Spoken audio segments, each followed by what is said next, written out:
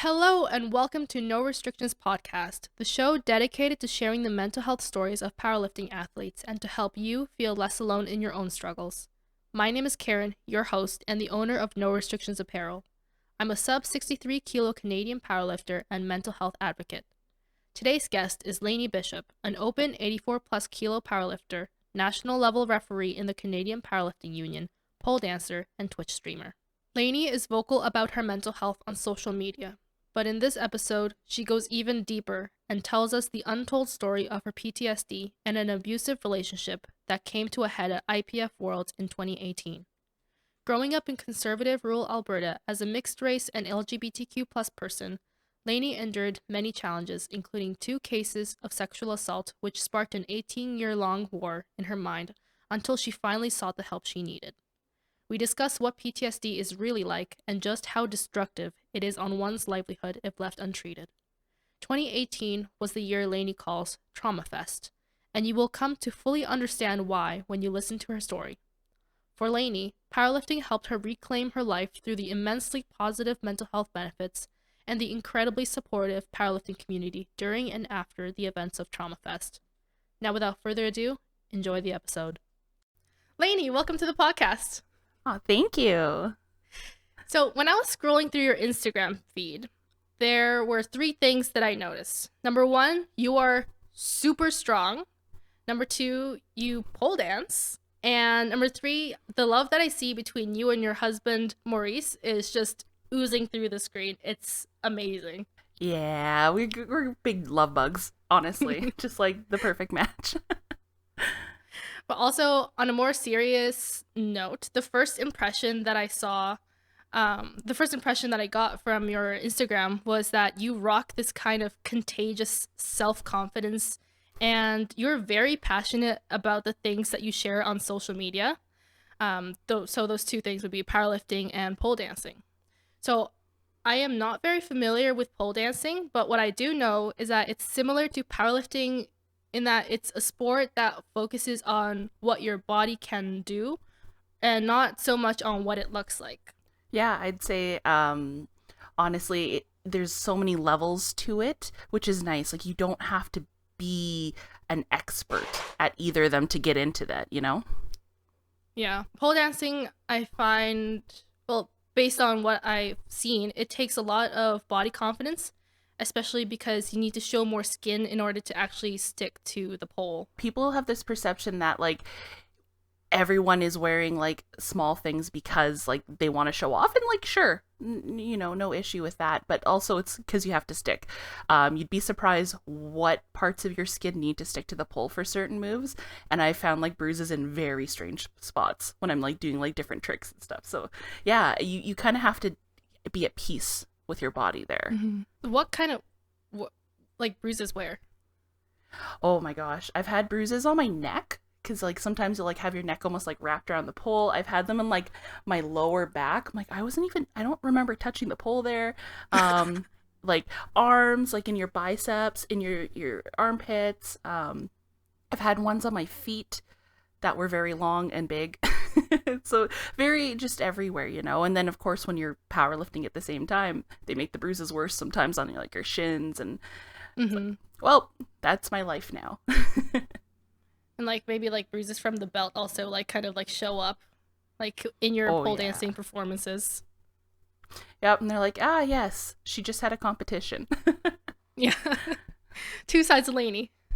Yep. So something that I've noticed over the years is that people who are passionate about something typically have gone through a journey of hardship that have led them to where they are now. Is this something that you resonate with?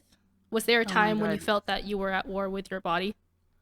Oh, I think I like my whole life has felt like that. Like I've been on this journey of being at peace and then going back to war with myself, both like mentally and physically. And even now, like there's still always like that little bit of that struggle, you know? I don't think I've had like full periods of peace, but I don't think a lot of people do, you know?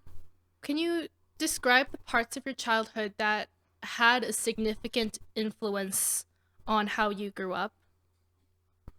Yeah, so I'm from Alberta and I was born and raised here, but I was raised in rural northern Alberta, so close to the BC border, which is a very conservative environment. A lot of kind of fitting in to survive. So, pardon my French, but the fit in or fuck off kind of mentality very much resonates there. And so being like half Filipino, growing up in a very conservative environment, that was already a struggle. There's a lot of racism and othering there that happen just because, you know, you're different, right? You're different, you don't look the same. But then there's also a lot of like religious influences as well. Like there's a lot of churches up there. So I grew up religious, and that is also a really difficult thing because like you have to be pious, you have to be very withdrawn, very mature and very conservative in what you wear, and that's not me. That's never, I really truly think that's never been me. And so that, and being a little bit thicker as a person, like as a kid I was a little bit thicker, I was a little bit stronger. I was really tall when I was growing up, and then I just haven't grown since then, so I just kind of didn't fit in. So I got bullied a ton all the way up into college, actually, because I did all my schooling up to like my first 2 years of university there. So I got bullied all the way through there. People were just relentless. And so I got called butch a lot because people thought I was a lesbian, which I'm bisexual, but like you know, very aggressively against stuff like that. So it was rough. And then kind of adding to that, I actually like endured 2 sexual assaults when I was a very young kid. So all of that together was just like, I was just trying to survive and just trying to get through. And it took a lot of toll on me because growing up and all of that's going on and you're trying to succeed, you're trying to go somewhere with your life. It just like, I didn't feel comfortable in my body. I didn't feel comfortable where I was living.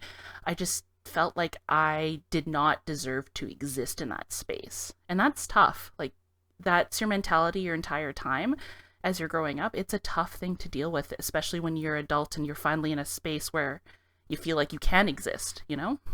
What familial influences did you have growing up? So I'm really lucky. I had a lot of my family living in the same town I did, or very close by.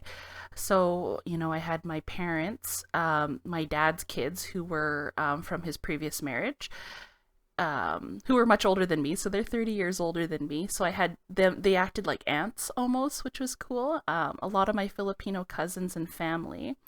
And then, you know, kind of the Filipino mentality of like, you know, people close to you are also family. So I had a lot of titas and titos growing up as well. So it was, I felt very surrounded by people, but again, part of the problem was that I think there was a lot of strife because my dad married again, because my mom married a white guy. I think there was a lot of tension there as well.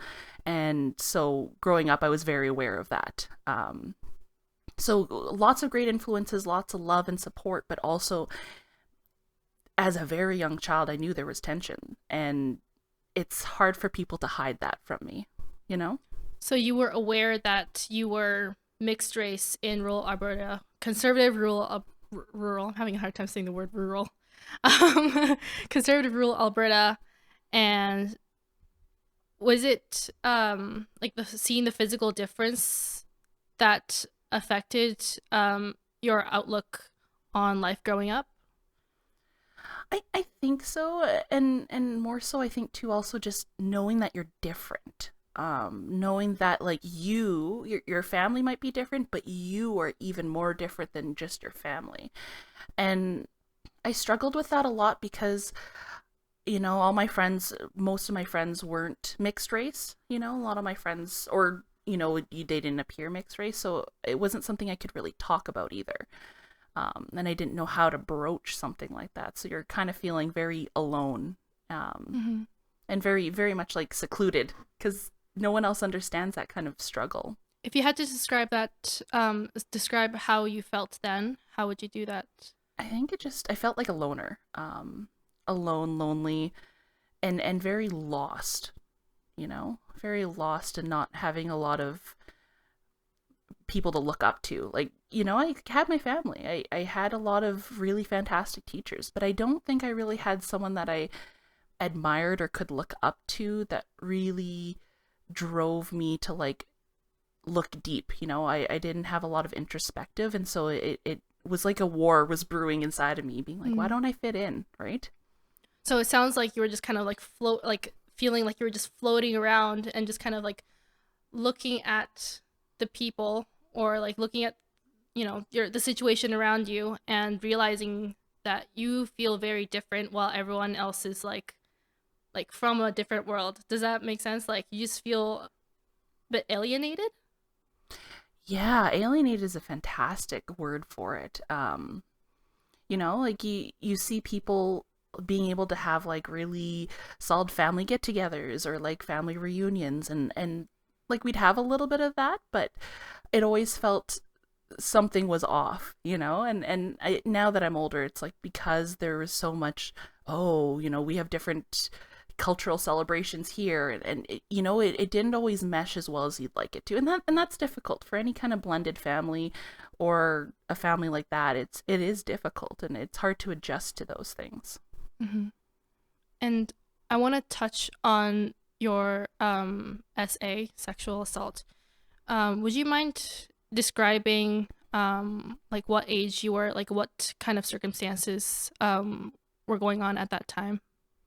Yeah, so unfortunately, there's two incidents when I was 4 years old of members in our church, unfortunately taking advantage of a situation. So I was quite young, and one unfortunately happened in my parents' house, and then one happened at the church with two separate people. And, just a kind of happenstance of being alone and kind of being trusting too much of people, and them being able to take advantage of that situation. Yeah, it's really tough because I was so young, and they're able to kind of manipulate, like, hey, like if you don't say anything, you'll be safe. This is fine. This is what people do. You're being very mature, using a lot of that language to kind of almost like groom you into the situation, feeling like, hey, this is okay. But afterwards you realize, even as a kid, I don't think that was okay. I don't think that's normal. I don't think that I like that, and in later years, I came to find out that there were other situations that unfortunately added into that and caused those people to do what they did. So there was a investigation with the church. I got involved as an adult talking about my story with that. And so there's other people involved, but unfortunately I dealt with what I dealt with. At 4 years old. So did they both incidents happen at 4 years old? A couple months apart. 4 years old is very young. It is very young. It sounds like it's something that stuck with you for ages, even until now. Yeah. I went through some very intense psychology, a lot of trauma-based work as an adult, because it really did start impacting my relationships with other people, feeling comfortable even in a room with men alone was something I struggled with, even with doctors and stuff. So I recognized that like I needed to do something. And I do struggle with date-based trauma. So unfortunately, one of my SAs happened on Valentine's Day. And so that is something that I struggle immensely with, making sure that I can separate those feelings for the feelings that like my husband and I share, so I can actually enjoy, some of the fun things about that day. And I have to say, like, in terms of trauma and recovery from like PTSD, I do find that it's better. But as an adult, it's still a struggle. It still kind of catches you off guard sometimes, but it's been a lot of work, and it's been doing better for sure. You mentioned PTSD. Some of our listeners might not fully understand what PTSD. They might just have like the stereotypical image of what it is, like coming like let's say like a retired military veteran having an episode. But what is PTSD and how does that look like for you? Yeah, so PTSD stands for post-traumatic stress disorder. It's a mental health psychology disorder that can happen in someone when they experience a traumatic event. Um, and traumatic event isn't just war. It can be SA. It can be seeing someone get hurt. It can be experiencing an accident. It can also be like getting really, really bad news too as well. So say if you find out that someone in your family's passed away and you're very close to them, hearing that they have passed away can actually cause you to have PTSD. And unfortunately, you don't get to pick and choose.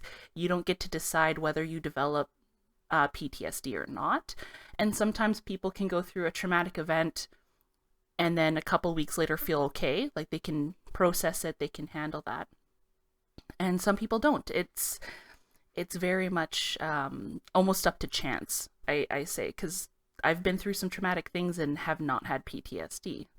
So it's kind of like your brain and body don't really know that you're not back in the moment of that traumatic event, right? Because you kind of go through this cycle of feeling like you're back in that space. You're feeling it again, you're experiencing it again. So it's kind of like your fight and flight versus what's actually happening are so off kilter. They're not aligned at all. And I like to tell people that there's like four main symptoms that you would experience, and they're different for everyone how they manifest, but the idea of them is the same. So there's like the reliving the trauma, so like flashbacks, like dissociations where you're not like feeling like you're actually there, like you kind of are back in that traumatic event. There's avoidance, so avoiding things that are connected to the trauma. They're called triggers. I know that that's a very controversial term on the internet, but it's a real thing that happens where certain ideas, thoughts, smells, sensations, anything can kind of trigger those sensations again.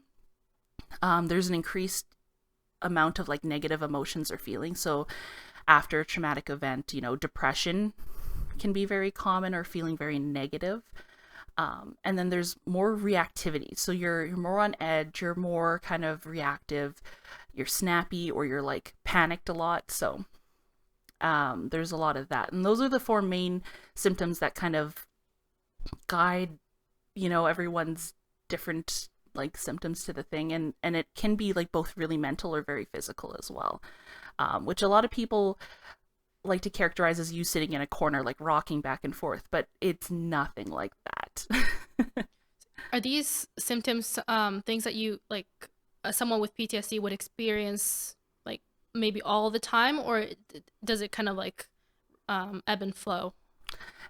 It ebbs and flows. I don't think anyone, like, if you're constantly in a state of like in that, it's really good, it's really important that you get help for that immediately, because that can lead to just so many negative things. I mean, there's suicide, there's self-harm, there's like abuse of like like you get into drugs or alcohol to kind of numb things. A lot of you can turn to substance abuse. So it's really important to get help if you're constantly feeling it. But even with the ebb and flow, I think, you go through those peaks as well.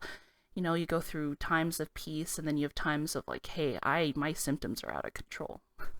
It's like a constant thing that person has to live with.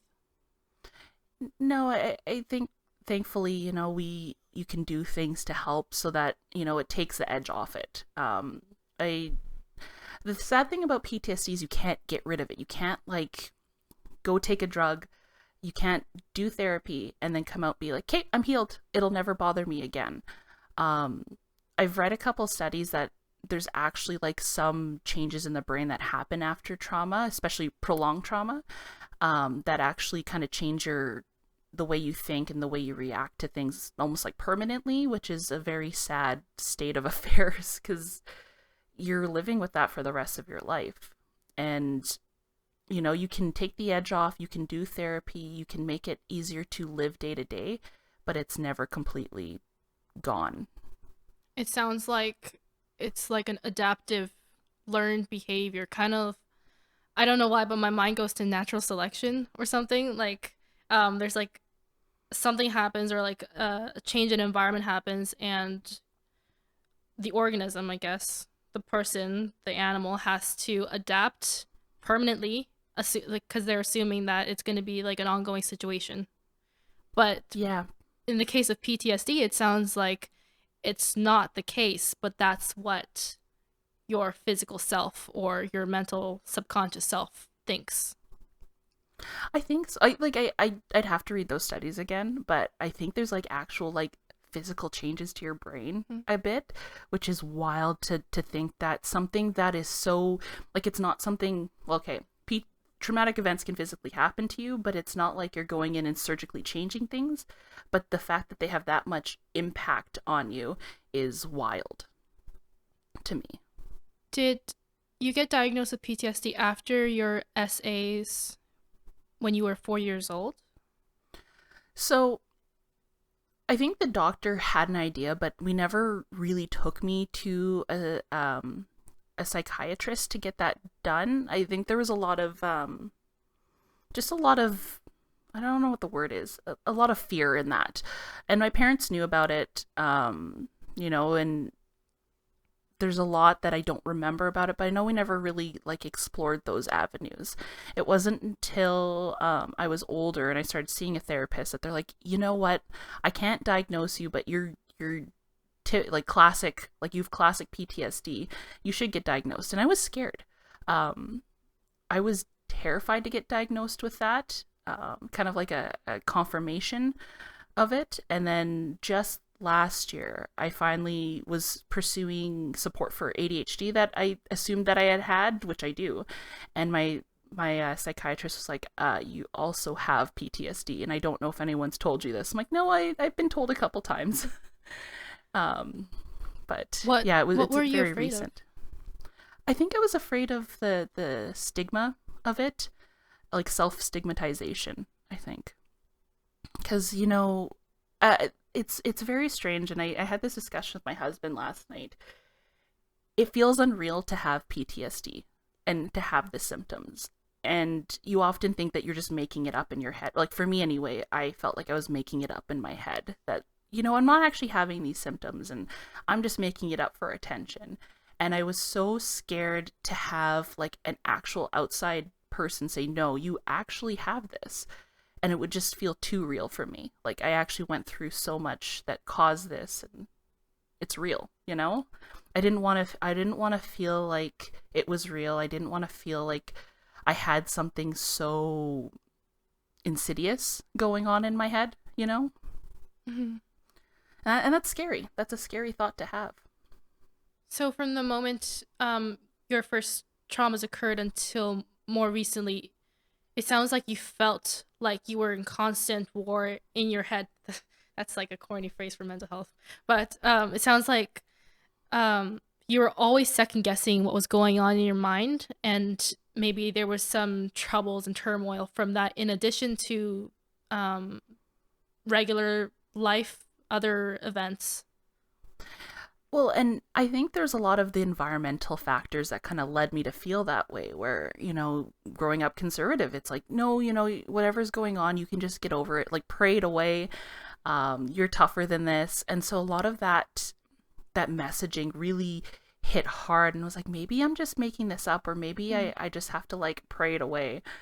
And you can't. And so that kind of builds up over time, and you're kind of at war with yourself. Like my mom says, like, I don't need to worry about this. I just have to pray to God, and, he'll make me feel better. Or, my cousin says I just need to act tougher. And so instead of getting help sooner, which probably would have helped a lot in my adult life, I just tried to tough it out and pretend that now I'm just making it up for attention. But you're not. It's really real. You are really going through that, and it sucks, to put it mildly. Did you develop any coping mechanisms, either healthy or unhealthy? Oh yeah. I turn to food a lot. Food is a very comforting thing because it feels like a hug from inside. And so a lot of times I'd struggle with food, both, binging and also just not eating. feeling like I didn't deserve to eat. In college, I was definitely alcoholic. I would put it. I struggled with my relationship with alcohol, and very much just anything to take the kind of edge off it. A lot of avoidance too as well. So I would avoid trying to do homework or trying to be in certain places, and that doesn't work either because you're not getting your work done. So I just struggled a lot with keeping good habits and having a good relationship with things that can be enjoyable. Were there times when things escalated, like in a I think it negative was, way? yeah, I think for me it was, I woke up on the floor of my bedroom as, like, I think I was like 19, and it was like the day after Valentine's Day or something like that. It was very close, and I had just bought a bottle of vodka and was like, no, I'm not dealing with this today. I'm not going through these memories. And I drank myself into a tizzy. Like, just this room was spinning, I was vomiting a lot, and I need to figure something else out because this is not a fun feeling. I don't feel great. I just got dumped by like my boyfriend at the time.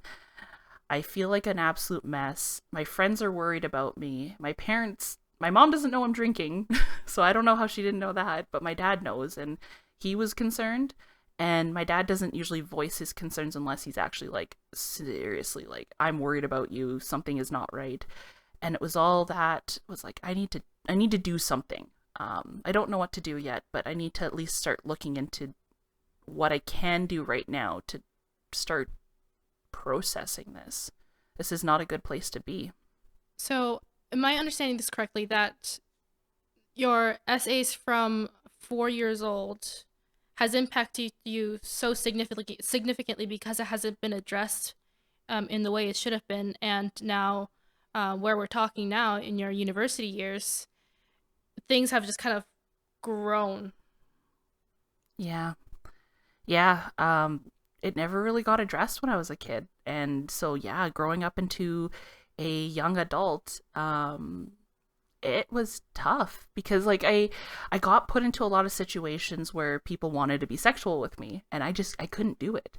I could not put myself, both because of like my background growing up and because of that, and it just would like eat away at me. Like, I had a boyfriend he's like, hey, like, would you want to sleep with me? I'm like, sure. And then I realized, like, no, I don't. Oh my God, I could never do that. I didn't have my first kiss until I was 19, and then I threw up afterwards because I was so scared about it.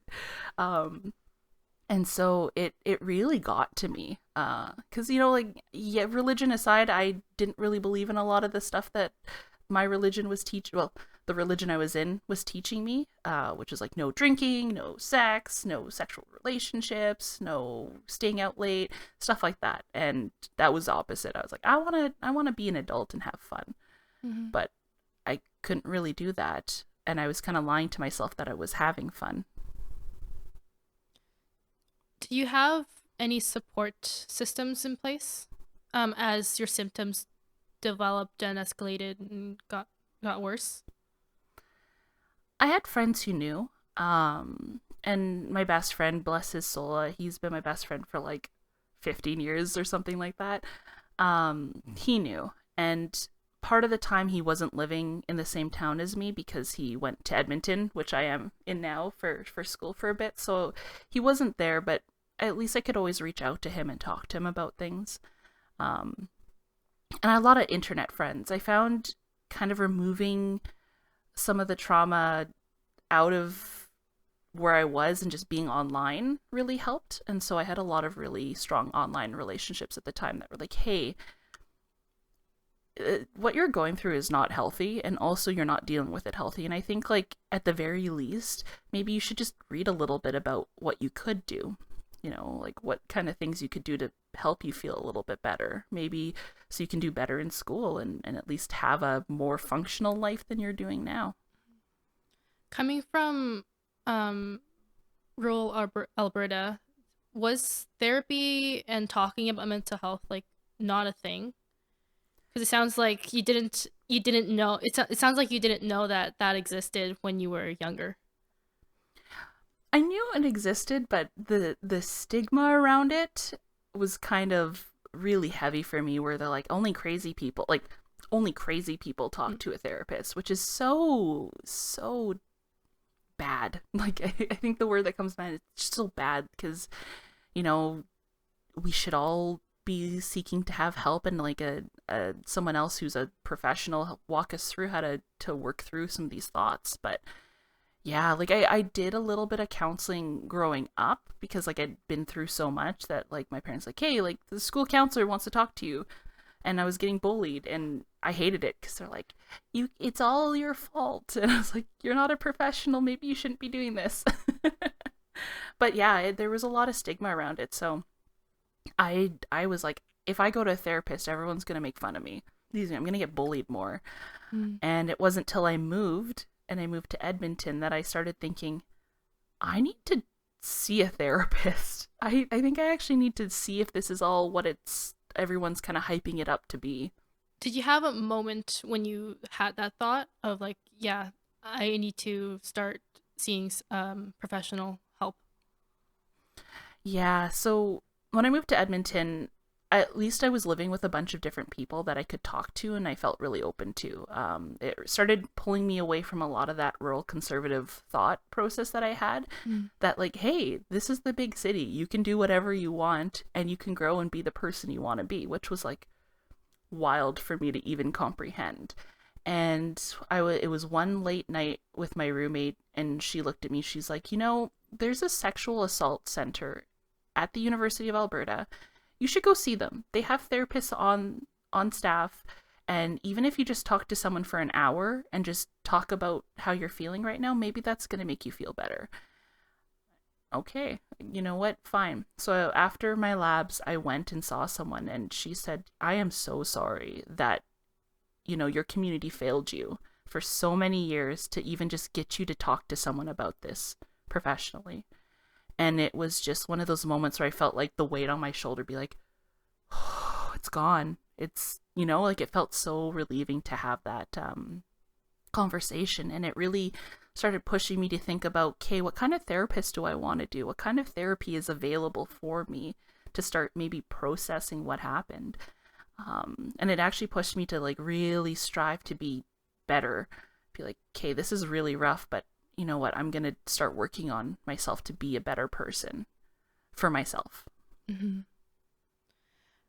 I'm curious because I can't get over I can't quite get over that the essay happened at 4 years old, and you finally got help. How old were you? University, like maybe early 20s? Yeah, so I think I was oh my goodness, it was 18 years after, basically. Wow. I think about 18 years, yeah. How have your symptoms changed at all from like towards when it happened and when you started getting help? So kind of going back to the four main symptoms, I went through all four, and they were all very intense. So and this is something that still happens. I go through a lot of flashbacks and dissociations,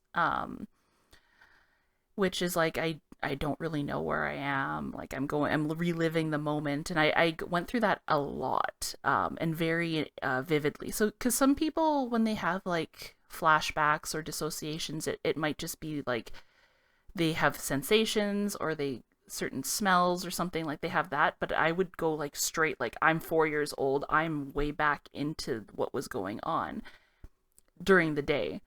It was very disruptive, and like it just kind of looks like you're zoned out, which is a little scary to me to even think about, because when it's happening it feels like you're still moving around, but I'd be like zoned out experiencing that. And obviously related to when I was 4 years old, I don't get that anymore with that. I don't dissociate about that anymore, which is incredible. I think that's a testament to the work that my therapists have all done to really get me to break down that iceberg of trauma, to be able to process it and at least have less disruptive symptoms, triggers, joking about rape, when that was a big thing back in like the early 2000s and like late 2000s, where people would just casually joke about that, was really rough on me, because it would just be like getting stabbed in the heart, like, it Mm-hmm. was really rough. I went through a lot of depression,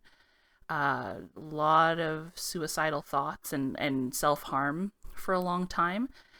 Very reactive too, just like very snappy, very like, don't talk about that, and like very jumpy as well, which was really rough because like my doctors growing up were all pretty much male, and I would struggle as like a teenager, like an older teenager, like 18, 19, to go see my doctor, who I knew I could trust, to be in the same room with him alone and talk about like birth control, or talk about, hey, like I'm having these symptoms, I think that I might be sick or something. It was just one of the roughest experiences, because it was so hard to do things that I needed to do. It was so disruptive to just being a normal human. Wow. Would you mind talking more about dissociation? 'Cause that sounds Yeah. very interesting to me, because it's not something that you really hear about very often. So it kind of sounds like um you're lucid dreaming almost. Like you're physically present, but your mind is like dreaming.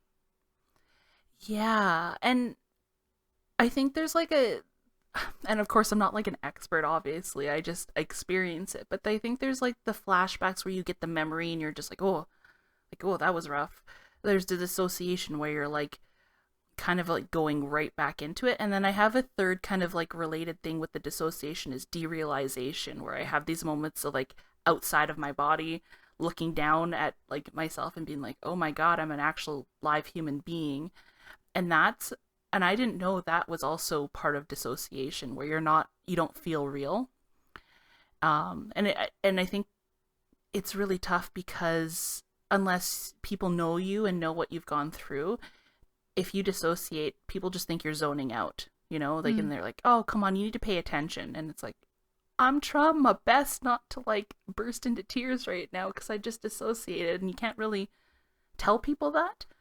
You can't really broach that conversation, because then they're like, why would you dissociate? I'm like, okay, well, first you got to understand what I've been through.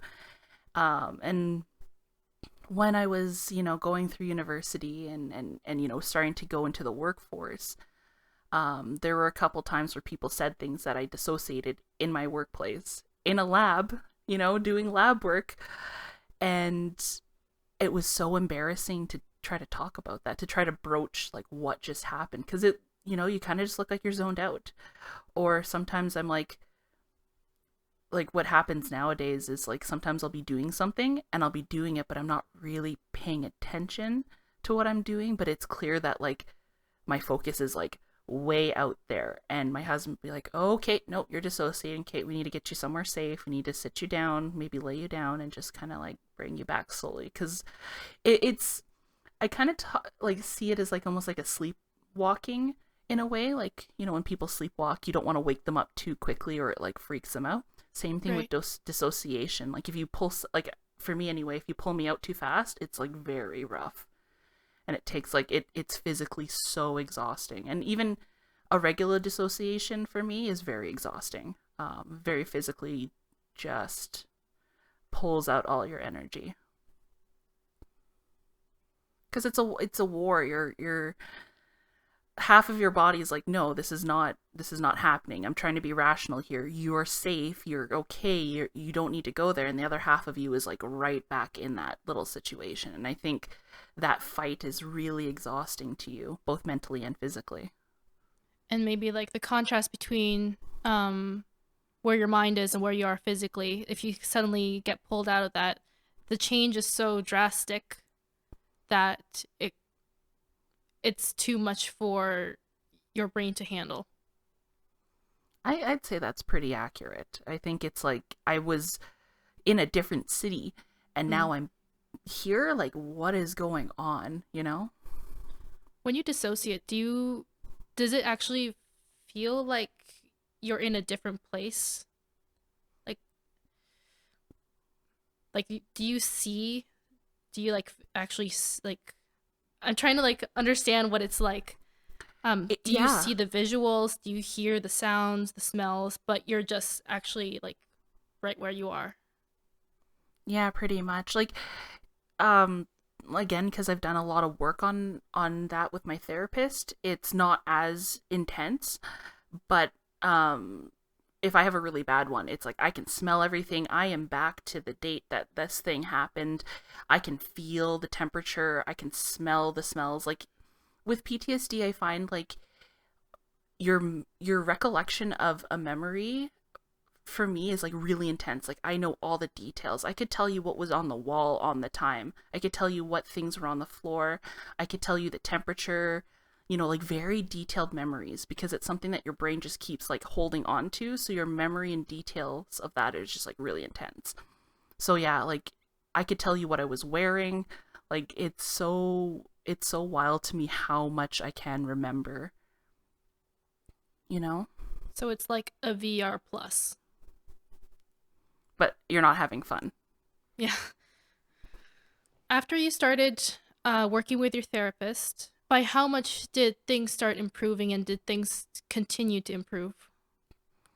It was pretty fast. The first kind of like round of therapy that I did was very much flooding therapy, which is basically that you record yourself going into great detail about the trauma that happened to you and you listen to it over and over again. You talk about it over and over again. It is really rough. It is a very intense form of therapy. You go home feeling like you just got hit by a bus. But because of that, it's not so intense for me anymore. Like a lot of my PTSD symptoms revolving around those essays aren't like it's not noticeable to me usually. Like yeah, I struggle with dates and stuff, but it's nothing like that anymore. I don't avoid triggers around that. I don't get a lot of anxiety thinking about it anymore. I'm very comfortable talking about it in great detail if I need to. So it took, I want to say it was like 6 to 8 weeks, and immediately was like, wow, okay, like this is a really good turnaround. Like I was sleeping better. I felt a lot more energy, when we had breaks from therapy. So it was very nice to have that kind of like quick response to it. Would you just describe it kind of like as exposure therapy? Yes, 100%. And a lot of times it'd be like, hey, I need you to kind of talk in more detail about this part because I can see that you're having like reactions to this part of your story. Mm-hmm. Let's delve into that more. Let's talk more details about it. And then we debrief afterwards. And I found it was rough. Like the experience, I would never do it again. That's how bad it was, but it was very impactful. Did you have a support system during the flooding therapy? I did. So at the time, I was dating someone who I thought was a really supportive person. And he was there all the time. Was just there supporting me through that. Was there cheering me on. My best friend was also there for me. They were both just like cheering me on and being like, just keep going, just keep doing this. This is good for you. You're really doing great. And my parents, I did tell my parents about it, and I remember my dad just saying like, I am so glad you finally feel comfortable enough to start tackling this. There was a lot of support with that. And my internet friends, I was very social at the time too as well, just on the online, and so a lot of people were really like cheering me on, which was good. But yeah, I felt really supported. Would you would you say that it was like the kind of support that you needed, like versus when you were younger with the more conservative upbringing that didn't quite support you in the way you needed? Did you feel more seen and heard with your experiences? Like, Yeah, I really did. I was a lot more open about what had happened. I started really opening up because people gave me room to do that. And I felt, yeah, like, wow, people, A, I can tell my story, and B, people are like cheering me on to get better. Like, this is really incredible. Like, it was just such a weird sensation to have. Like, people actually want you to get better, and they're not telling you to toughen up.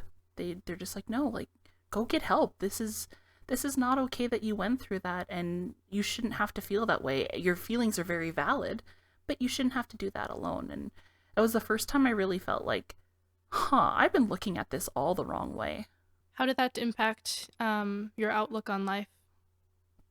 I felt hopeful. I really felt hopeful. I felt really like I can achieve some cool things. Like, I can do amazing things. And it was like a weird time in my life where I was just finishing up a contract job that I was doing with this lab I was working with, and so I knew that that was coming to an end, and there was a lot of change going to happen, and I wasn't sure what I was going to do next. So I was like, I'm hopeful. I'm going to like get another lab job. I'm going to do my master's degree. Like, like I was really hopeful that like things were going to go well. I can kind of like I can feel, I think I can feel like what you had, because I have similar experiences when I finally started talking about my mental health more, and I just felt like I was being freed. Like, I have the visual of a bird like flying out of its cage. Do you see That's that the too? 100%. That was exactly the visual I had too, where I felt like I was finally free to like live my life, and like this is it. That's the end of that chapter of my life. I felt really like at the time like, oh, nothing could happen, right? Nothing could change this feeling. It was a very good moment to have. A moment. A moment. And unfortunately, like, that did not last. But and at the moment, it was a really good feeling. What happened afterwards? So the relationship that I was in was not healthy. It felt like it at times, but during this like kind of taking care of this PTSD and stuff, it was healthy. It felt like really supportive. But as I was learning, this person was not good for me, was not helping me, and was really an abusive person. And so that feeling of like hopefulness and that kind of really went away soon after, when I realized that like he doesn't care if I get better or not. He doesn't care if I do well. And at the time, like, I just started my powerlifting journey. So around then, like, I had just started powerlifting. I was considering competing for the first time. I'd been lifting for like 2 years. I'm like, wow, I'm strong. I'm still junior. Maybe I should start like doing something about it. And the moment that he started feeling that I was better, like, it just was like, you better be on the world's team or I'm not gonna love you. You gotta win nationals. And there's started to be a lot more pressure on me to use this betterment of myself to be better, which is wild. I'm having a hard time wrapping my head around that. What kind of abuses did your ex have? Or did your ex inflict on you? A lot. I think that's the initial thought I have, is just a lot. Like, there was a lot of financial abuse after, especially, it was like pretty much right after therapy too, that I started seeing these things. I was being cheated on. I was in like an open relationship that was very public, which I didn't really want to be public. And he was poly, so he was seeing other people, but then he would lie about who he was seeing. There was a lot of like coercion, a lot of, I don't want to say grooming, but a lot of like telling me that I was just making things up in my head. There was, I would say, and there was a lot of SA adjacent things that happened. A lot of yelling, a lot of just like psychological. So it was rough. Like, it was like I was right back into that kind of mindset, and unfortunately that did cause me like this I call it like a third case of PTSD, where it caused me to kind of go back into a lot of those same kind of mentality. Did it feel like you were taking steps backward despite making steps forward in your other two cases of PTSD? Yeah. And this time it felt like I was making it, like it completely felt like it wasn't real. So a lot of people started bringing up some red flags to me. They're like, hey, I noticed you said this, or like, I noticed that you're posting like sad things. Are you sure you're okay? And I would like lie. I would lie as much as possible so people didn't know. And even now, I still struggle with the fact that it all happened. It like, and people saw stuff. Like it wasn't just like behind closed doors. People saw things, people witnessed them, people heard things, and they're like, "Ayo, this is like not good."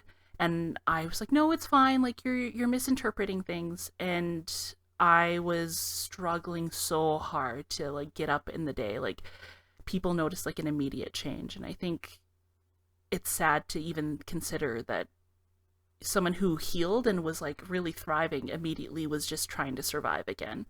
And I feel really, really sad about that.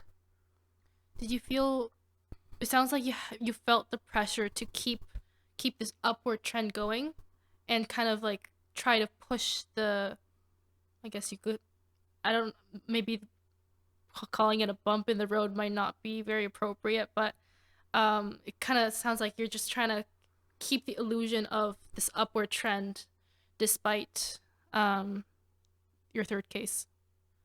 Absolutely. And I there was a lot of made up pressure in my head to keep that up, because people were like, I was towards the end of me kind of healing and like going through therapy for my essays. It was like, yeah, like I can do this. And so it was a little more public, and for me being open and honest about things was like really important for my healing journey. So of course I was open and honest on the internet, and it felt like if I started showing the cracks that were happening, that people wouldn't believe that I had actually healed, and they wouldn't believe that I was capable of doing things. So I was manufacturing that things were going well. You know, I was manufacturing that upward trend so that people wouldn't think that, you know, they couldn't get better too. Like I didn't want people to think that I was relapsing either. In a way, I guess relapsing is probably the best term for it, but I didn't want people to think that, which is really, that mindset was just so unhealthy to have with the situations that I was going through. You mentioned that you started powerlifting around that time. Did you find yourself using powerlifting as a way to escape from what was happening and as a way to boost yourself or make yourself feel more capable, despite feeling like you're being perceived as incapable or potentially perceived? Yeah, I really, it was that kind of like, hey, look what I can do, even though I'm traumatized, right? Like, and it was kind of like that, using the pain to fuel your lifts, right? Where a lot of times I would bottle things up and then like put it into my lifting, and I noticed like I went from like being like, ah, haha, I can lift weights, to like, oh my god, I'm actually competitive quite quickly. And like I had previously been doing a lot of long distance running. I'd always been into sports as a kid. Maybe not like as an athlete, because I was like terrible at it, but I was good at like endurance sports, and I was good at shot put and discus. And so I was like, you know what, strength sports seems like a good like transition for me. And it was great. I felt like, oh my god, this makes my pain feel like it's worth something. Like, also a very toxic mindset to have going into powerlifting and strength sports, but I was like, yeah, this is great.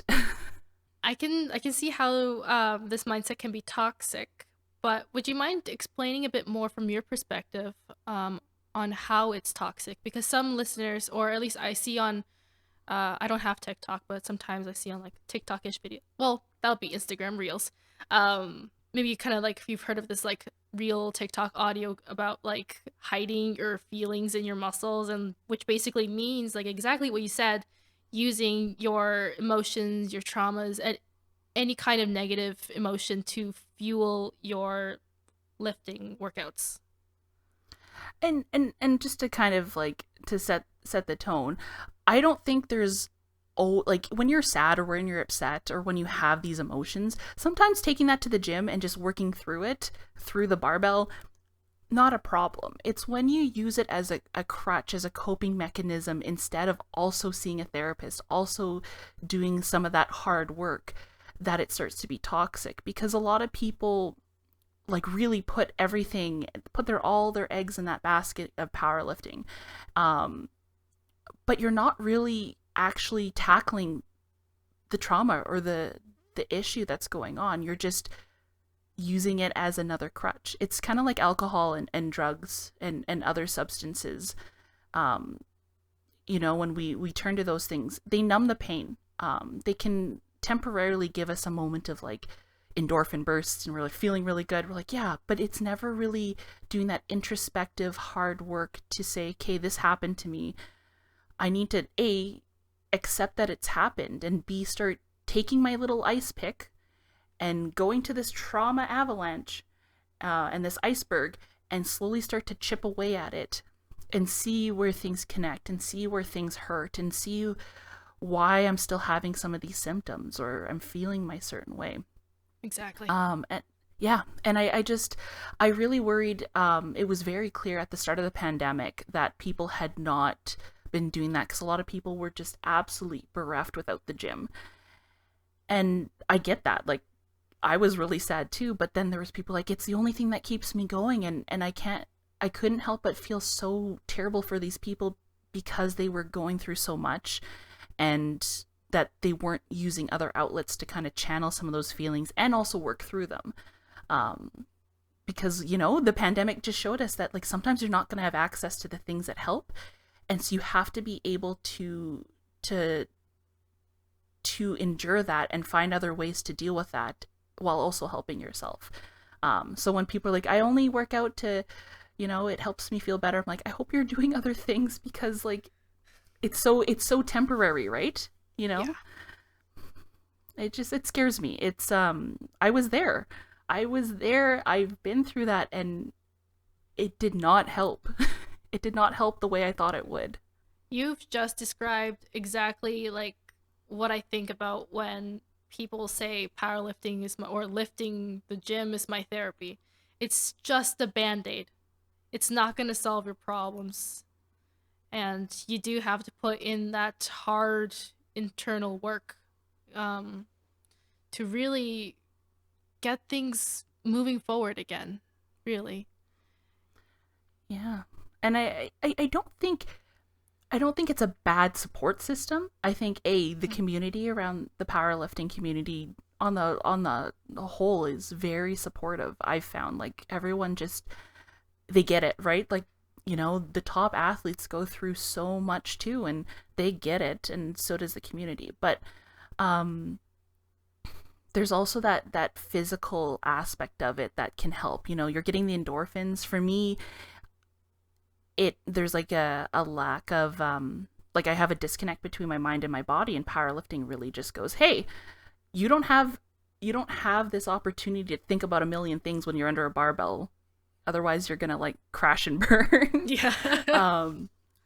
So it really allows everything to connect. It's like I don't know if you know this feeling, but like meditation sucks because you can't really, like, I struggle with meditation. Mm-hmm. Yeah, right? Yeah.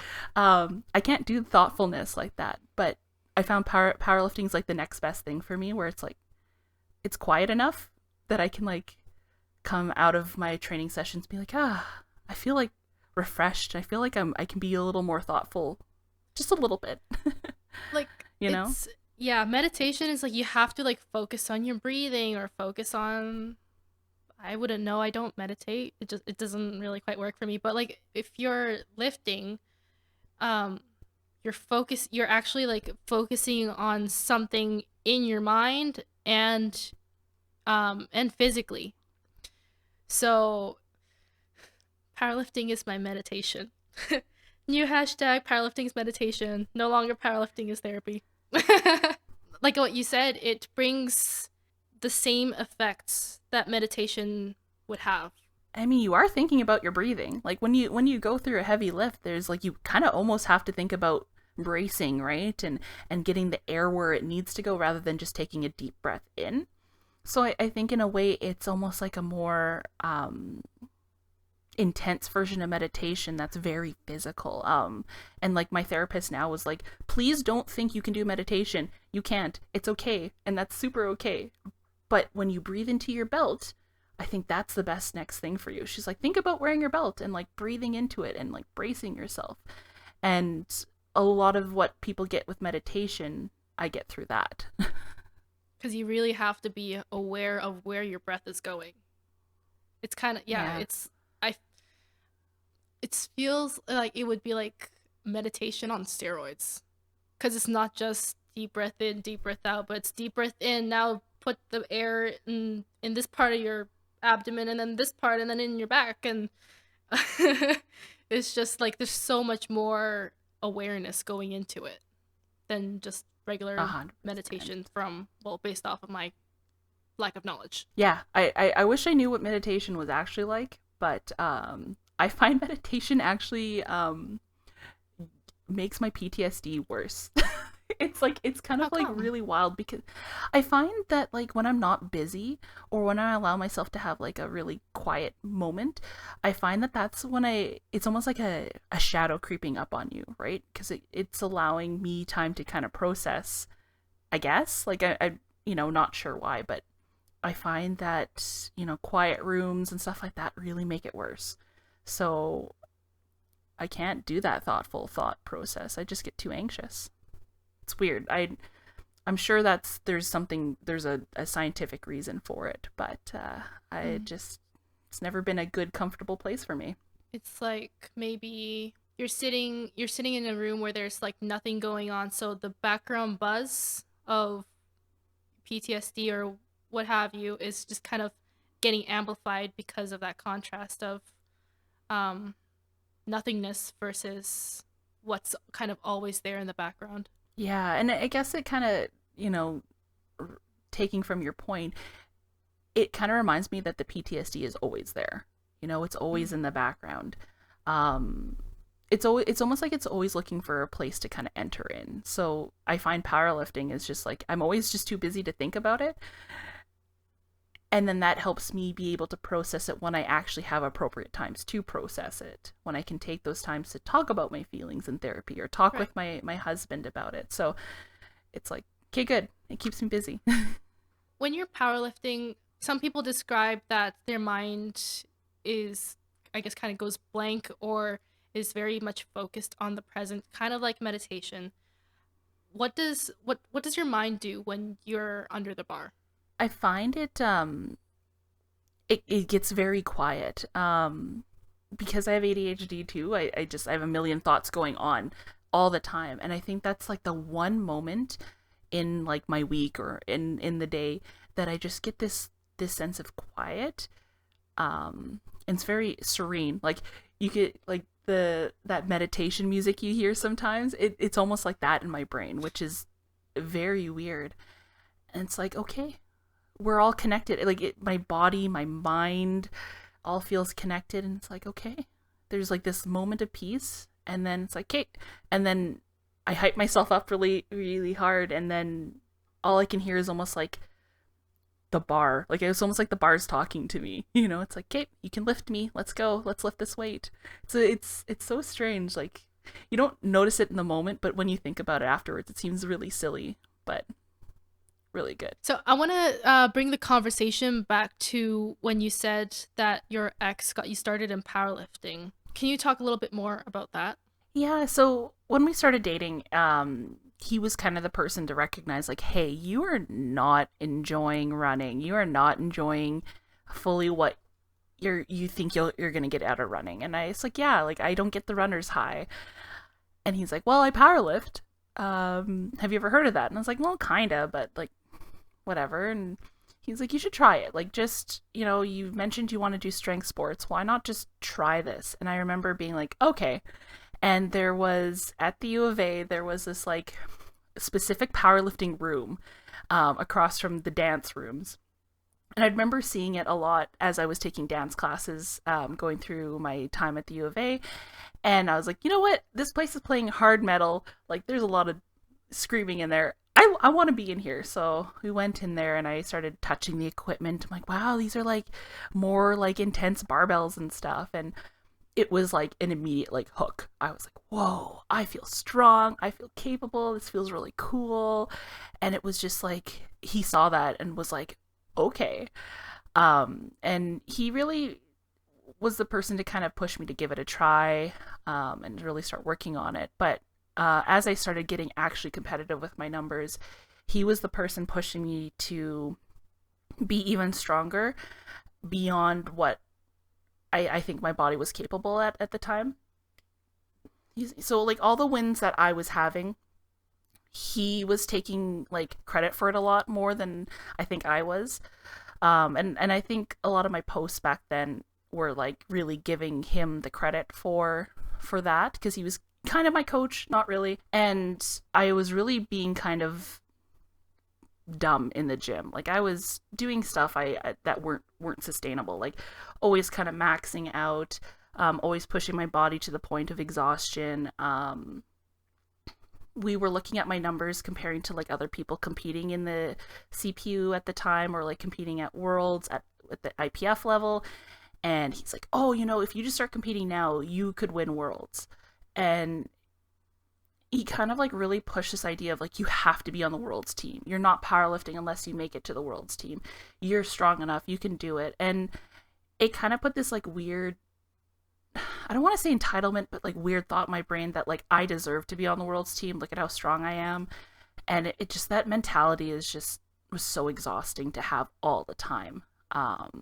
So I was trying to cut weight a lot to make 84, because I was really like, I was like 86 kilos at the time. So like 84 shouldn't have been hard to get to. But because I was pushing myself beyond like what my body probably should have been at the time, rather than just focusing on eating and getting stronger and just doing it more sustainably, I was like always trying to cut for weights, cut my weight down to 84. And like it really got bad leading up to my first nationals, where he's like, you gotta make 84. It's like the last time that you're allowed to like move weight classes at nationals. We flew to Quebec. I did not make weight. I was in a sauna for 6 hours trying to make weight.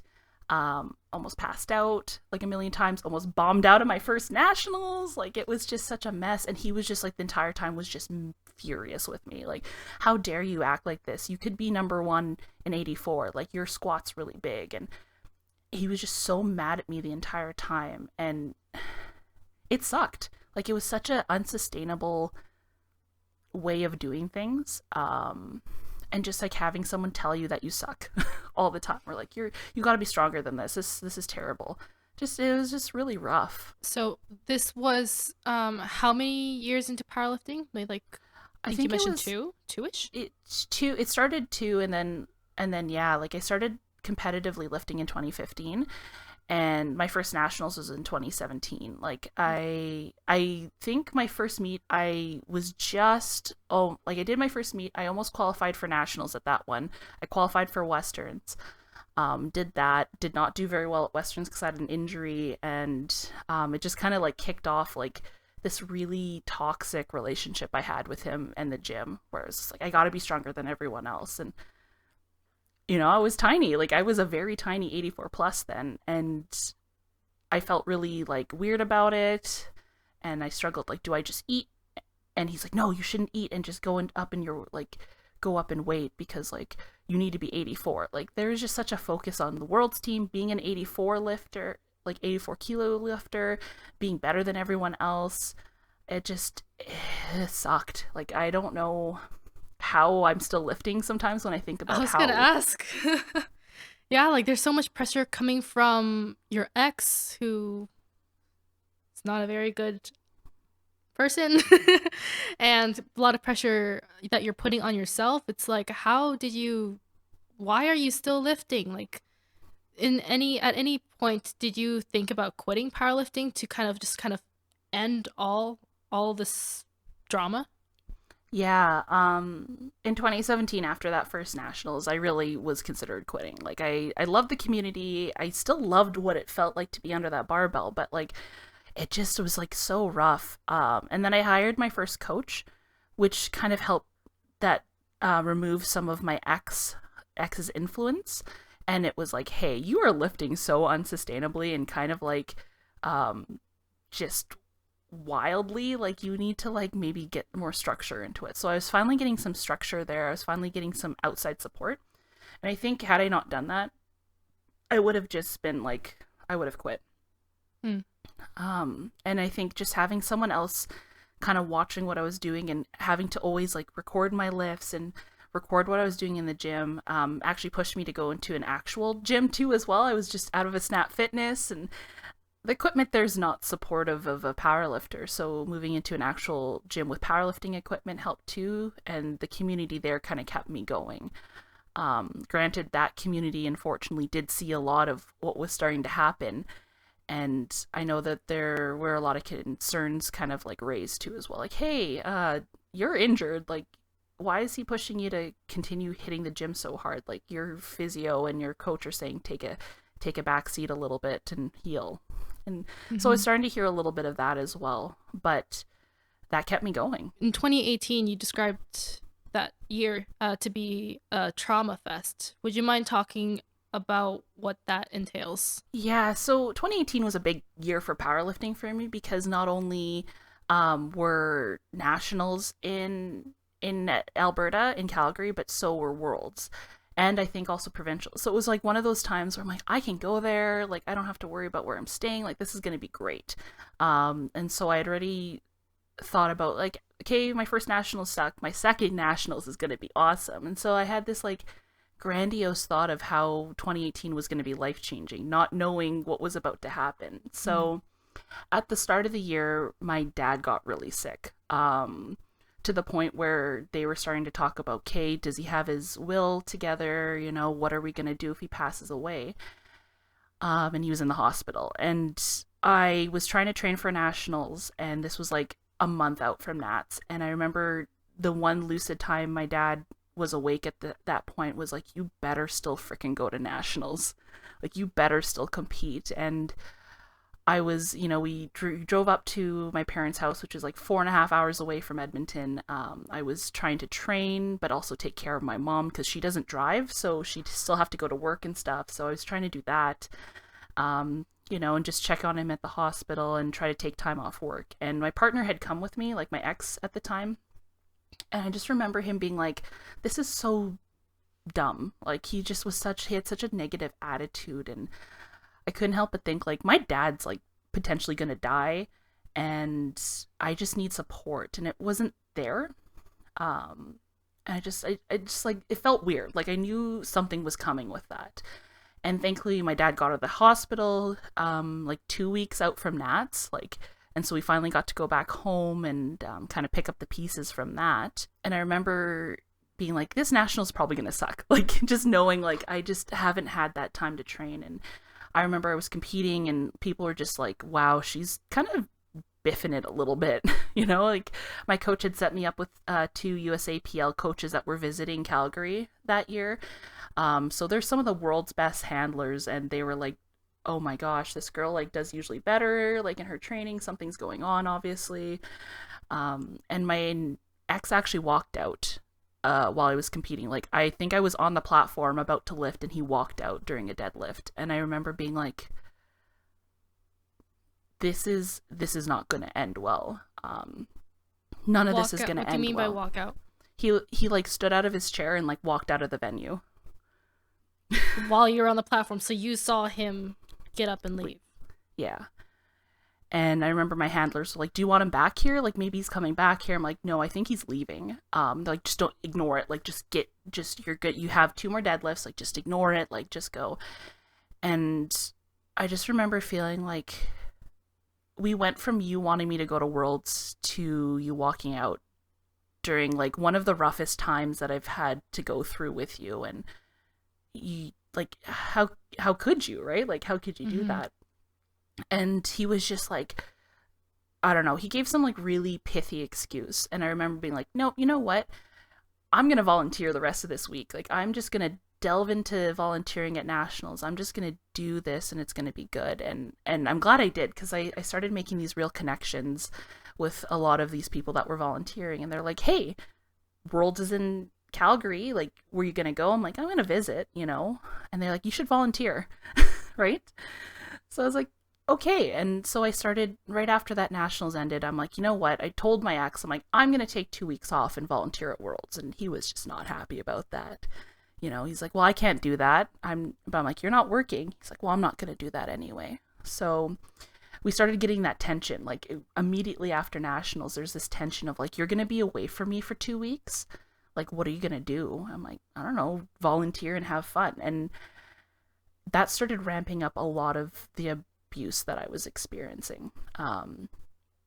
He had just gotten a job, but refused to really pay for anything. Like, so I'd been paying, like, he hadn't been working basically most of our relationship, but this was really like, he had a job, he was getting some money, and none of it was going into our household finances. So already I'm like, how am I going to afford to go to Worlds and stay at like an Airbnb for 2 weeks? And how am I going to feed myself? And so I was like, okay. And so I was secretly like putting money away for it so that he didn't know. And that was really stressful. And then he started cheating on me a lot. Like, at one point I counted like 8 different people and like I was aware of them. And he was using that to kind of like harass me, like, oh, she's better than you, she's more accomplished than you, or this person's like really fun and I don't think you're fun. And but then would come back and like love bomb me afterwards with flowers and stuff. And it was just back and forth, just like, it just was ramping up more and more, which was really awful to try to deal with while lifting. Mm-hmm. From what I'm hearing, it sounds like he got you started in powerlifting, but once you started finding yourself within the sport and you're kind of really going for your own journey in powerlifting, he felt threatened perhaps and tried to like control you in various ways. Yeah. You know, like if I had changed my plans to lift, he'd like lose it, you know? He'd just be like, you don't think about me enough. But I'm like, but I'm allowed to have a community outside of you. I'm allowed to delve into the community. And he felt like you said, really threatened by that, because he invited me in this world, I guess he thought. Like, he was the reason why I was powerlifting, and now I was taking that away from him. But really, he was just showing his true colors to the entire community. You know, the kind of person he was, the kind of person he had created me to be. And now that I was being my own person, he was worried that he was losing that, like, that control over me, I guess. Yeah. Yeah. So, and honestly, all this really came to a head at Worlds, because I was away from him for 2 weeks. And I think, you know, with abusive people, you know, when you don't have that connection anymore, or like they don't have that constant influence over you, they worry about that, right? Because I think that's how he kept me in for so long, was 5 years of that. And so at Worlds, you know, he wasn't going to come. He's from Calgary, so he's like, oh, I'm not going to come though. I'm like, okay, cool. Like, you're welcome to do whatever you want. And I did say, like, if you want to come visit for a weekend though, I'm sure you would love to kind of like meet some of these world-class athletes. Like, we were whining and dining basically with them. It was so much fun to connect with them as volunteers and like have fun adventures with them and show them Calgary. It was like a really wonderful time that I still hold so close and dear to my heart. And I said, you know, if you want to come, like, you can meet some of these people too. And he was like, no, I'm not going to. And then one day he just showed up, just out of the blue. I looked up, he's like, I'm here. I'm like, what are you talking about? Right? Like, he had not told me. And he was, where we were, there was like the bottom area, like it was a volleyball court. So there's a bottom area where the lifting was happening. The 2 platforms were there. And I was just watching some people lift during like a break or something. And then there's an upper mezzanine area, and he was like staring down on me. And I see that vision as like him trying to exert power, right? Because why would you be up there and not down watching the lifting, right? Yeah. And I just remember being like, oh my God. And just like everyone that was with me and that had kind of known what was going on, and I'd like, gotten drunk and like told them about things at that point. I was like, I'm so done with this bullshit. I'm telling people things. Finally, I remember them looking at me and being like, did you invite him here? I'm like, no, I gave him the opportunity. He said he wasn't going to come. And, like, okay, like, they were like, you know what, like, we're going to play it safe. And thankfully they all had some, I guess they know about abusive relationships, I would say, like, where you don't want to just like try to cut things off. You want to kind of be careful with that, because they could try to like isolate that person more. Like the abusive person can isolate the person they're being abusive towards. They didn't want that. And it was just like, people could tell like he is going to do something to this poor woman if we don't step in. And I had a fight with him. Like I had a very vocal fight with him in front of people, being like, you treat me so poorly. You don't let me enjoy the things that bring me joy. Powerlifting brings me joy and you're not. Why are you trying to exert your power over me? And just confronting that, he was furious. And there was one last banquet with Worlds that all the volunteers like were invited to, and he like stood outside and grabbed a chair and sat outside the door and was like, I don't want to go in. They're like, why not? Like, I want to make sure I pull her out of there. She's not supposed to go to this banquet. And they're like, what are you talking about? And he was like trying to intimidate me to like leave and go home with him, right?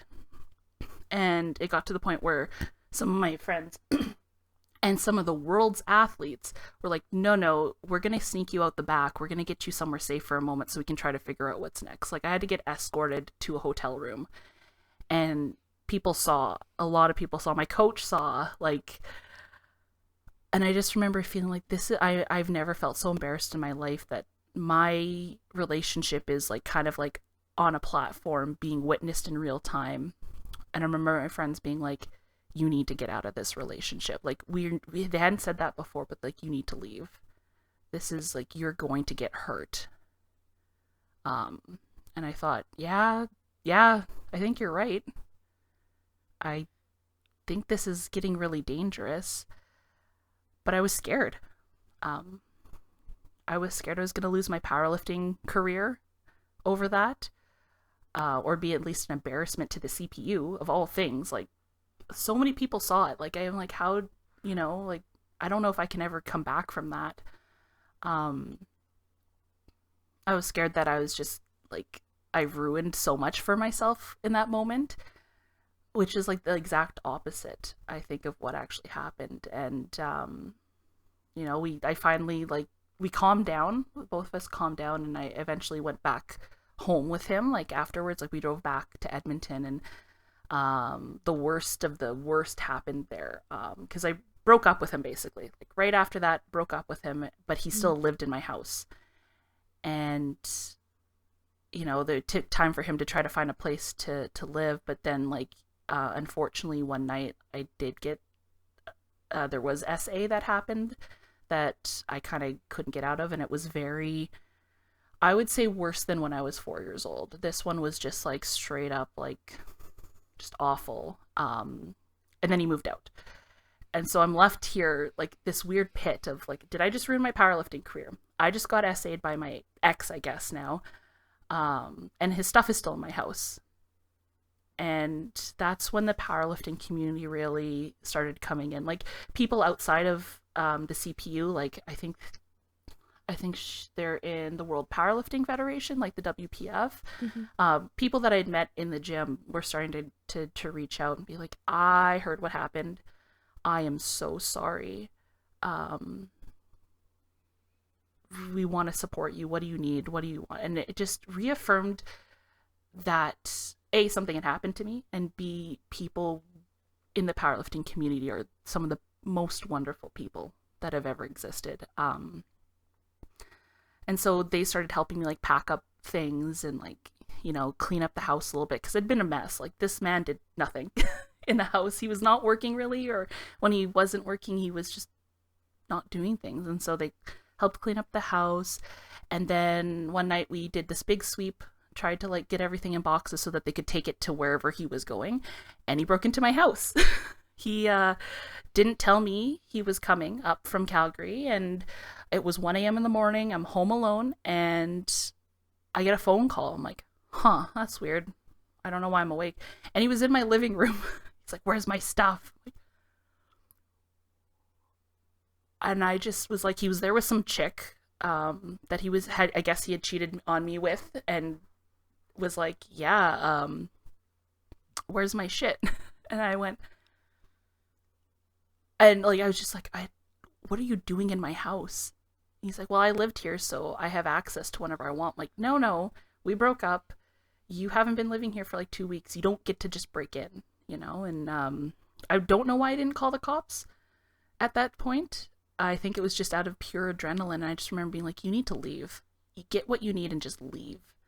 Texted a couple friends, was texting all the powerlifters, and the next day they're like, we're gonna get you out of there and stuff. And it's just like,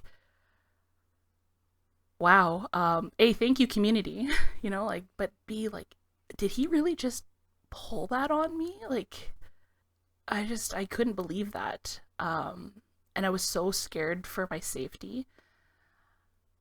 And I remember going to the gym the next day, and they're like, okay, A, holy shit, and B, if he comes in here and tries to intimidate you, that's it. Like, we're canceling his gym membership at all the franchises. Like, people were doing things for me, and I was just sitting there and like traumatized. Like, it just, the best way to describe it was just going through trauma and going through like, am I gonna lose everything that I have worked towards because this? Like, I just didn't know what was going on. I'm speechless. That's a lot of shit.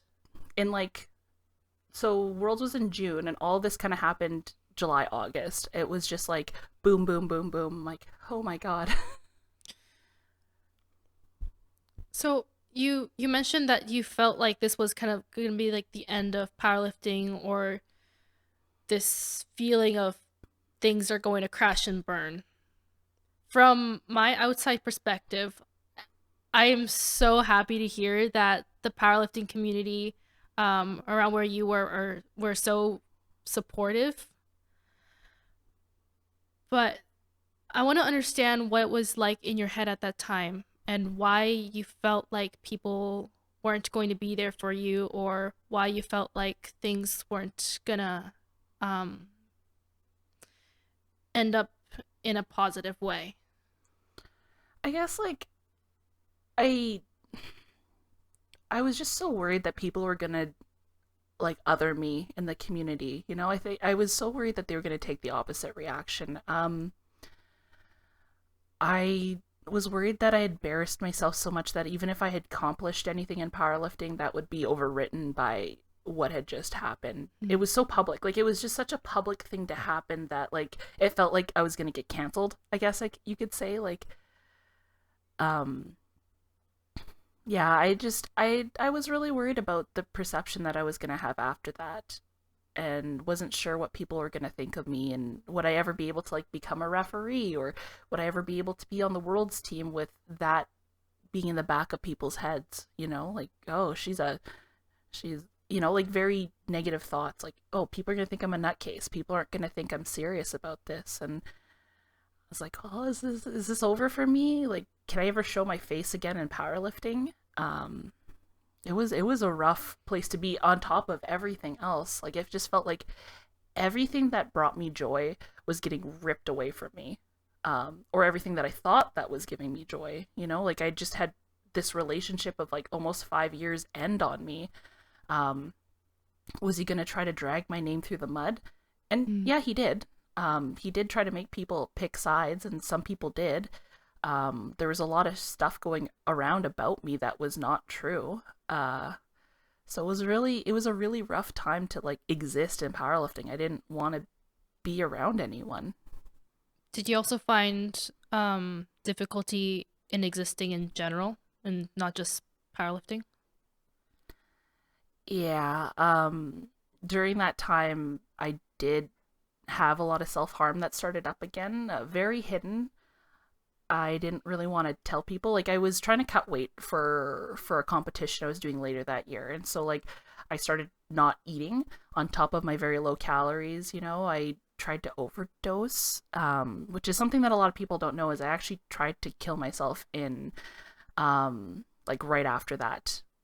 Like after like the Worlds event happened, I did try to take my own life, and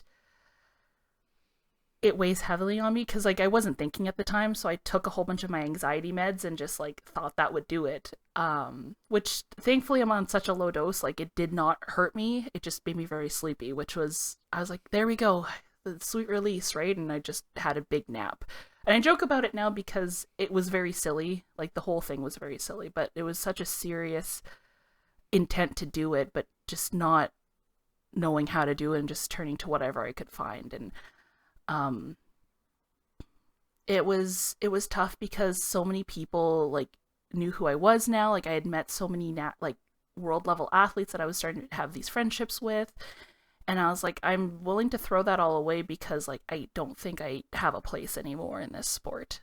I really didn't think like there was anywhere I could go from there, and I loved my community so much, but I felt like I was inflicting harm to them. So I just was like, maybe if I take myself out of the equation, maybe things can get better.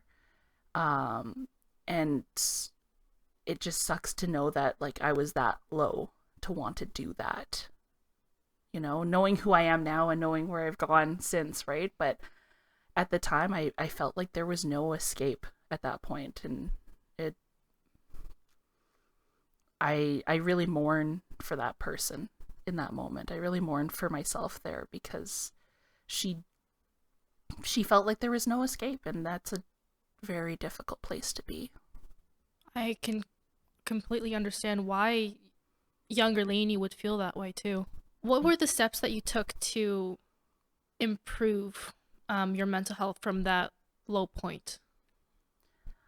It started just by trusting that there were good people around me still. And a lot of people really had my back. Because unfortunately we were in the same city for, like, he shared the same city with me for a bit there. So going to the gym was very touch and go for a while for me. Because he would be there sometimes and did try to intimidate me. And so people were like, no, we need her to get better. So they were like, if you do anything like that again, you're gone. And then he ended up moving. So it was the long journey of, how do I feel safe? How do I start healing from this?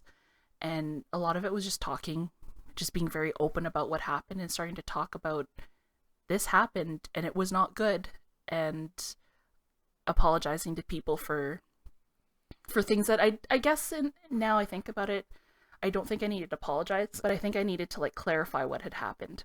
A lot of that. And then so that was kind of like the initial steps, was just like trying to recreate a safe space for me to just exist in.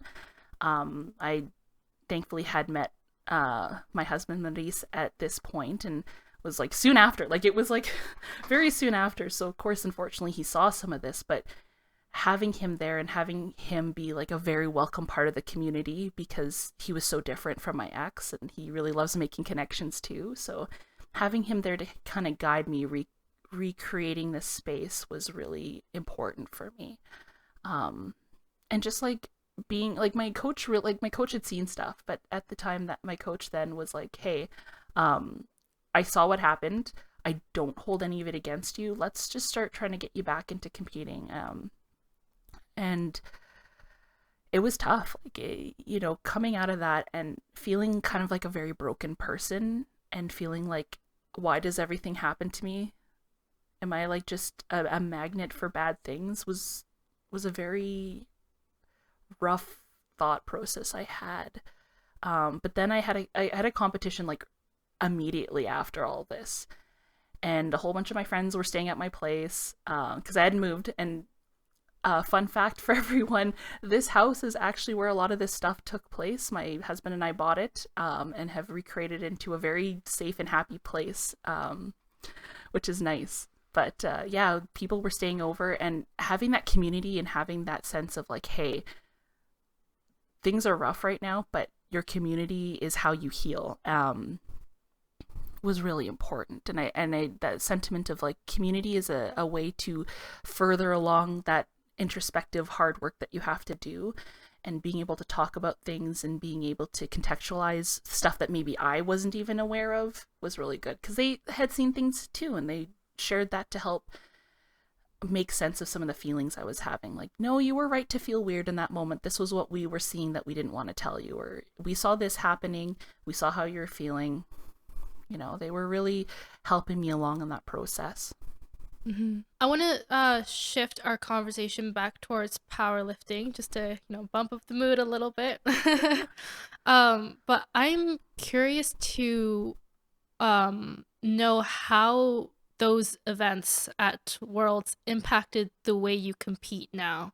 Because when things were happening and you saw your ex leave, there must have been a lot of things going through your mind, and you had to, well, I guess this is the question.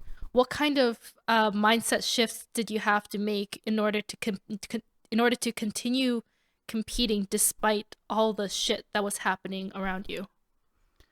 A lot of it was me starting to realize that powerlifting wasn't something I did for someone else. Like, competing wasn't this thing that I did to make someone happy. I was doing it because I actually had a lot of joy in competition. And having that, at least having a coach to help structure my workouts, really started to make me realize that I love this process. It's arduous. Like, let's be real, competing is like one of those things that's like, oh my God, I gotta make sure I'm eating properly. I gotta make sure I'm training and stuff. But it gave me a lot of purpose to remember that I need to eat. I need to sleep. I need to take care of myself. And especially after this, it was like very much like trying to treat wounds, like really open wounds. And to do that, you have to take care of yourself. You can't really focus on like trying to make someone else happy. And so it really started to shift towards, yeah, this is for me. This is the sport that I chose, and I love it. And I'm actually really good at it because I love it. So there was a lot of mind shift towards like, who am I doing this for? And then why am I doing this? I started asking myself, why am I doing this? Right? Like, obviously I find joy in it, but what's the other purpose? And it's like, it's because it gives you a sense of connection to a community, and it gives you a sense of connection to your mind and body. I started realizing, like, I'm finding peace here, which is not something that you usually can say when you're going through hell, right? You don't get to say I find peace in hell, but I did. I found a place where I felt safe, and I felt like I was at least connected. I was connecting my brain and my body a little bit, just little tiny little connections on and off, but it was a place where that's where this healing started.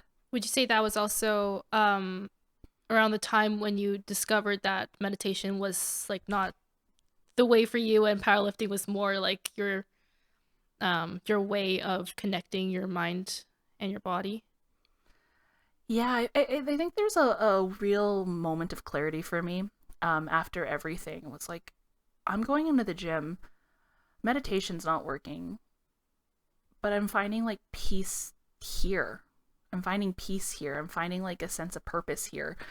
And it really started coming back to this idea of who did I need when I was 4 years old? You know, who's the kind of person that 4-year-old me needs? And then like even now, it's like, who's the person that Laney in 2018 needed?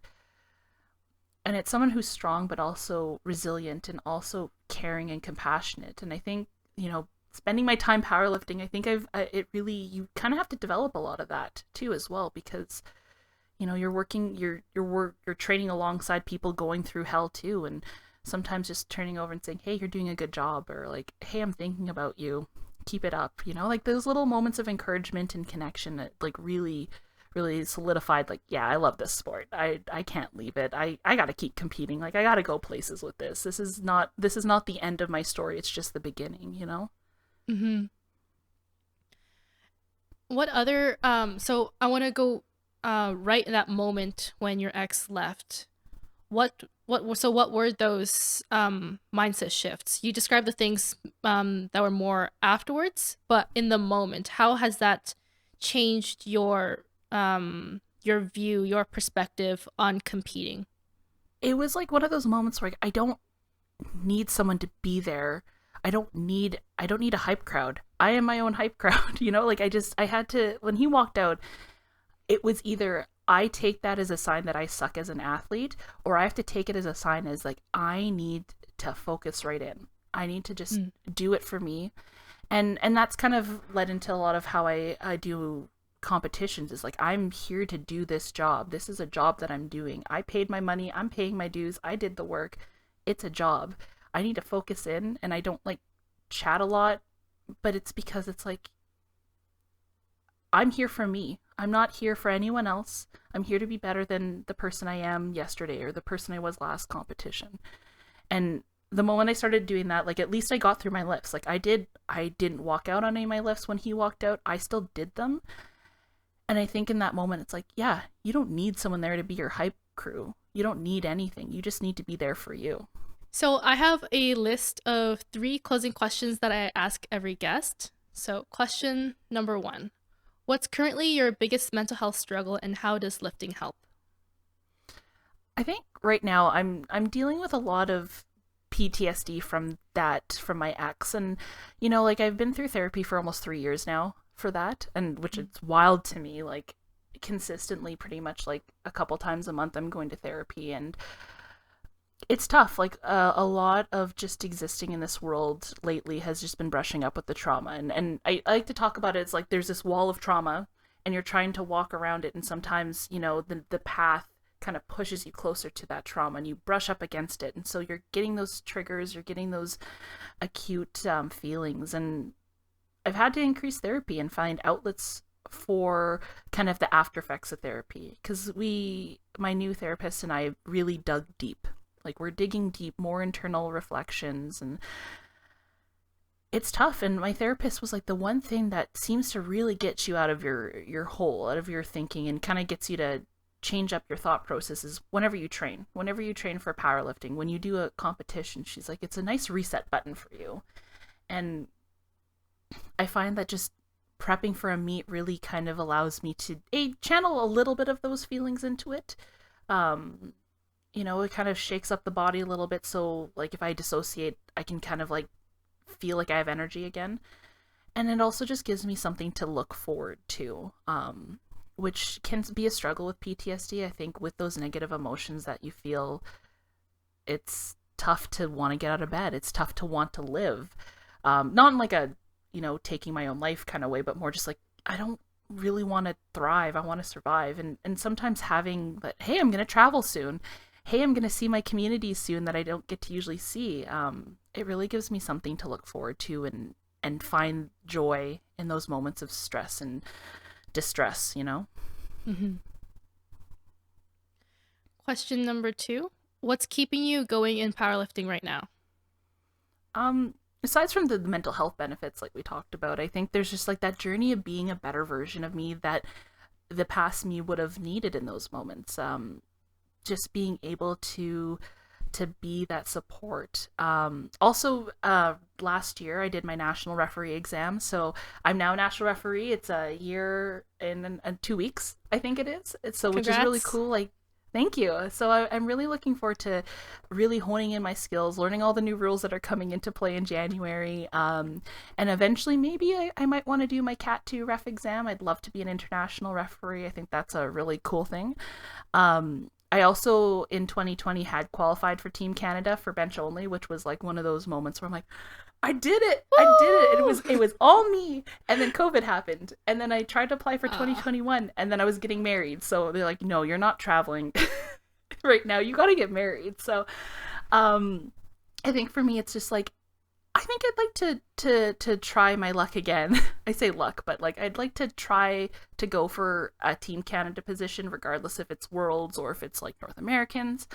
I think that would be something that I'd really like to do. I'm like setting my own goals now and like setting my own expectations, and powerlifting has been, I just love it. I'm also under 50 pounds away from a 500-pound squat and deadlift, which is like, little me would have never ever thought. Like, I just at Westerns, I think I squatted 456, I think, and then I think I deadlifted like 464 or something like that, which is like incredible. I don't know how that happened. I know, it's just like, the training was there, but I'm like, still, it feels really like weird. So I'm like, hitting a 500-pound squat and deadlift would just be like the icing on the cake. So we got like some cool goals. We'll see if they happen. If they don't, I'm still gonna just be happy to be on this journey. What I can visualize for you is that, like, just considering everything that I've heard, you started in a place where you kind of, I guess, you were held back, but now you're free. You're in a healthy relationship. You're powerlifting, which is something that you absolutely love, and now you're just going for this incredible goal, 500, 500. Yeah, bench is gonna still suck. Let's be real. My bench, my bench is not flourishing, but I don't want to make assumptions, but like in the grand scheme of things, you're really doing so much better. Yeah, I really feel that way. I feel like it's night and day. And I think the version of me now is kind of shocking to a lot of people because I think if you had met me back when I had started powerlifting and see me now, it's like, that's not the same person. I'm like, no, it's not. Which is kind of, it's kind of bittersweet because you do miss the you that started, the you that was beginning, the you with like all the hopes and dreams and like weird aspirations. And now it's like, okay, reality hit. But I don't think that's the worst thing. I think having some realistic goals and dreams is like cool because you can see them actually coming true. I gotta say, it's kind of crazy that 500 squat, 500 deadlift is realistic for you because, like, for me, I couldn't imagine that. So it's crazy that that's actually realistic for anyone. Like, I'm lost for words. That's not English. I am lost for words. Honestly, if you had asked me last year, I probably would have been like, it's a smoke dream, right? Like maybe it could happen. And then I've been eating, which has been great. I've been eating my food. And I've been really enjoying just like cooking again, which is like something I'm really passionate about too, but I rarely post about because I don't want to like embarrass myself. No, you should post more.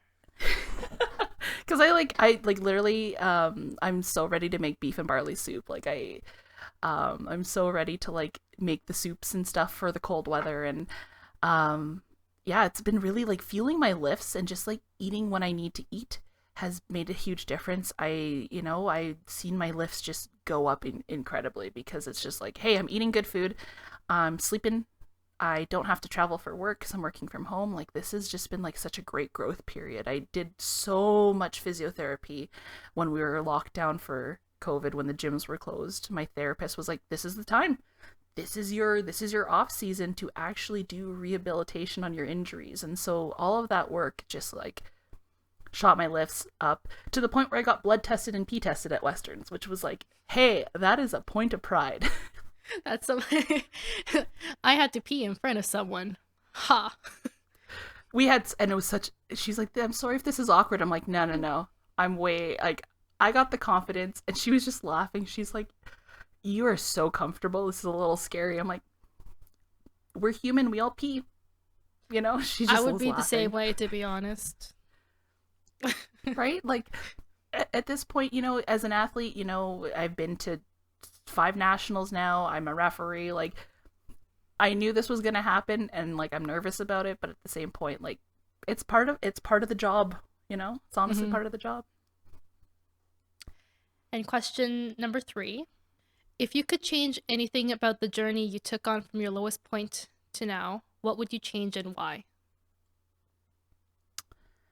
That's a tough one. And I really feel this still now today. I think I would have just said something sooner. I think a lot of my life I've been trying to hide so much hurt because I was scared of how people would perceive that. Like touching way back to the start, like I was not really raised to be sharing things that hurt and harmed. And I wish I had said something sooner to my community. Especially when people started bringing things up, I wish I would have like almost like felt like I could have come clean in a way. When people were saying, I'm seeing things, you good? I wish I would have said, no, I wasn't. And knowing the community and knowing the people around me, I know now that I could have said something and I would have gotten the support immediately. But I think I needed to learn that lesson in a way, like not to blame myself, but I think I needed opportunities to learn that lesson so I could learn how to trust people again. So I'm sad that that's the situation that like led to that learning, but I'm glad that I finally have learned it. I was talking to someone yesterday, and he said that anything that happens is neither good or bad. It's what you learn from it that makes it what it is. So, well, of course, what happened is objectively bad, but what you got from it is where you are now, which is a very good thing. I'd like to think that, there are going to be storms in life. There are going to be times where everything is rough and the seas are rough and shit sucks, right? And I think sometimes to remain resilient and to remain going forward, you have to look for some sort of silver lining. You have to look for moments of where you can make something bad good, maybe after the fact or maybe during it, but try to find those little moments of like, there is good here. And I think that's what I've had to do all my life, is trying to find those moments of good, trying to find those silver linings, trying to find the little shelters in the storm. But by doing that, I've come to realize that there is a lot of good in this world. There is a lot of wonderful people. The powerlifting community is incredible. And I now feel so much more able to like live in this world and thrive.